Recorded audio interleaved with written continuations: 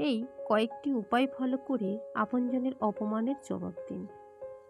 দেখবেন, বাইরের লোক কিছু বললেই বা কোনো কারণবশত অপমান করলে আমরা সহজে ভুলে যাই, কিন্তু যদি আপনজন অপমান করে, তার থেকে কষ্ট পেয়ে থাকলে আমরা তা সহজে ভুলতে পারি না, কষ্ট পাই। কারণ আমরা ভাবতে থাকি সে আমার এত আপনজন, আমি তাকে এত ভালোবাসি, সে আমাকে এভাবে কষ্ট দিল। ভাবতে ভাবতে আমরা ভালো থাকতে পারি না, কিন্তু আমাদের ভালো থাকতে হবে।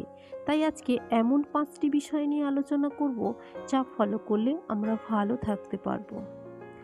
নাম্বার 1, নীরবতা পালন করে উত্তর দাও। কারণ আমরা দেখি, আমরা কারোর কথায় কষ্ট পেয়ে তাকে জিজ্ঞেস করি, কেন তুমি কথাটি এভাবে বললে? কিংবা সে হয়তো কথা বলতে চাইছে না, আমরা জোর করে সেধিয়ে সেধিয়ে তার সঙ্গে কথা বলার চেষ্টা করি। এটা করো না, চুপচাপ হয়ে যাও। আমি গ্যারেন্টি দিতে পারি, সে তোমাকে জিজ্ঞেস করবে, কি হলো, চুপ হয়ে গেলে কেন? তখন সে বুঝতে পারবে। কিন্তু তুমি যদি নিজের থেকে বলে দাও, সে কখনো বুঝতে পারবে না, নিজেকে রেকটিফাই করার সুযোগ পাবে না। তাই চুপচাপ থেকে উত্তর দাও। তাতে সময় লাগলে লাগুক, এতে করে তুমিও ভালো থাকবে, শান্তি পাবে, নিজের মনটাকে বোঝাতে পারবে। নাম্বার 2, বদল না দিয়ে বদল আনো। অর্থাৎ আমাদের আত্মীয়-স্বজন কিংবা কাছের মানুষজন অপমান করলে আমরা বদলা নিতে চাই, তাকেও কষ্ট দিতে থাকি। এটা করো না। জানি তখন নিজেকে কন্ট্রোল করতে পারো না, প্রতিশোধের আগুনে মাথা গরম হয়ে যায়। তাও চেষ্টা করো বদলা না নিয়ে নিজেকে বদলে নিতে। অর্থাৎ তুমি দেখে নিলে কে তোমাকে, তোমার সাথে খারাপ ব্যবহার করছে, তুমি তার সঙ্গে যেমন ব্যবহার আগে করতে সেটা করো না। নিজেকে বদলে নাও। তখন সে নিজের থেকে বলবে, তুমি তো এরকম ছিলে না, তোমার এত পরিবর্তন কেন হলো? তোমার কি কিছু হয়েছে, বা আমি কি কোনো ভুল করেছি? বিশ্বাস করো, সে তার ভুল শুধরে নিতে বাধ্য হবে। আমি আমার নিজের অভিজ্ঞতা থেকে বলছি, এই পদ্ধতি কাজে লাগিয়ে আমি এখন অনেক ভালো আছি। আমি নিশ্চিত তোমরাও খুব ভালো থাকতে পারবে। নিজেকে একবার বদলে ফেলে দেখোই না কি হয়। আমি বলছি না সবার ক্ষেত্রে নিজেকে বদলে ফেলো, শুধু যে তোমার সঙ্গে খারাপ ব্যবহার করেছে, তো শুধু তার ক্ষেত্রে নিজেকে বদলে নাও। অন্যজনের ক্ষেত্রে তুমি আগে যেমন ছিলে তেমনিই থেকো। নাম্বার 3, নিজের ভালো থাকা রিমোট নিজের হাতে রেখো, অন্যের দ্বারা পরিচালিত হয়েও না। কারণ আমরা দেখি, কেউ আমাদের অপমান করলো, কষ্ট দিল, আমরা সারাদিন সেই কথাটা নিয়ে ভেবে অস্থির হয়ে যাচ্ছি, কান্নাকাটি করছি, কোনো কাজ ঠিক মতো করছি না, কারণ আপনজন কষ্ট দিয়েছে।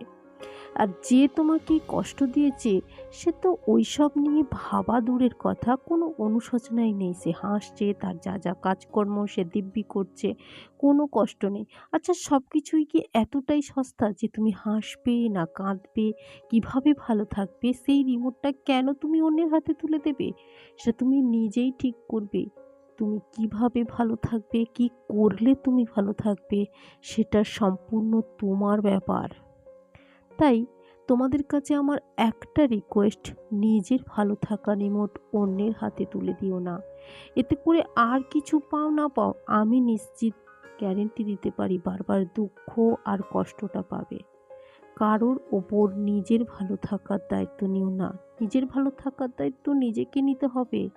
কেউ কষ্ট দিল আর আমি তার কথা ভেবে ভেবে কষ্ট পাবো, নিজের শরীর খারাপ করব, এটা হতে পারে না। নাম্বার 4, কোনোদিন কারোর প্রতি কোনো আশা রেখো না। যারা আশা রাখে সব থেকে বেশি কষ্ট তারাই পায়। কোনোদিন কোনো আশা রেখো না। আমরা কোনো আপনজনের জন্য কিছু করি আর আমরাও আশা রাখি সে আমার জন্য কিছু করবে। আচ্ছা, আমরা কেন ভুলে যাই যে আমাদের হাতের 5টা আঙুল সমান নয়, তাই সবার চিন্তা ভাবনাও সমান নয়। তাই আমি আমার কর্তব্য করব, কে আমাকে কি দেবে, সে কতটা আমাকে ফিডব্যাক দেবে, তার থেকে কতটা ফিডব্যাক পাবো সেই আশাটা করা ছেড়ে দেব। যখন দেখবে তুমি আর কষ্ট পাবে না, আর যত বেশি আশা করবে তত বেশি কষ্ট পাবে। আমার এই কথাটা একবার ভেবে দেখো, দেখবে অনেক ভালো থাকবে। তাহলে আমি নিশ্চিত তোমরাও আমার মতো ভালো থাকবে। ভালো থাকা, সুস্থ থাকা, ভালো থাকা মানে সুন্দর জীবন যাপন করা, ভালো থাকা মানে নিজের পরিবর্তন আনা, আর এইসবের মধ্যে নিজেকে নতুন রূপে খুঁজে বের করা। তাহলে বন্ধুরা, আজ এ পর্যন্তই। আর যদি আমার ভিডিওটা ভালো লাগে, প্লিজ লাইক, কমেন্ট ও সাবস্ক্রাইব করে আমার পাশে থেকো। Thanks for watching.